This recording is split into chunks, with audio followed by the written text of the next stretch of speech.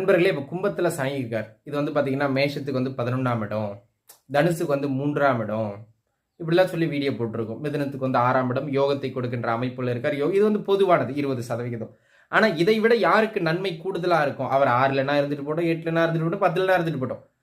நீங்கள் எந்த ராசி லக்னமா அப்படின்னு கூட வச்சுக்கிடுங்க. உங்கள் ஜாதகத்தை எடுங்க. உங்கள் ஜாதகத்தில் ஜாதக ரீதியாக இவர் யாருக்கு நன்மையை செய்வார் அப்படின்னு கேட்டுக்கிட்டீங்கன்னா, உங்கள் ஜாதகத்தில் ராசி கட்டத்தை ஓப்பன் பண்ணுங்க. D1 chart.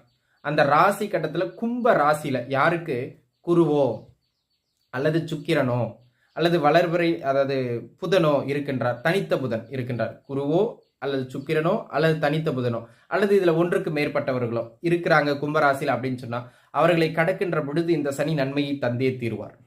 எல்லா விதத்திலும் நன்மையை தருவார். இப்போ சுக்கிரன் இருக்கார், கண்டிப்பாக பொருளாதாரம் கல்யாணத்தை கொடுப்பார். குரு இருக்கார், தோளை கொடுப்பார், குழந்தையை கொடுப்பார், கல்யாணத்தை கொடுப்பார். புதன் இருக்கார், நல்ல வேலை வாய்ப்புகளை கொடுப்பார், படிப்புல உயர்நிலையை கொடுப்பார், நிச்சயமா கொடுப்பார்.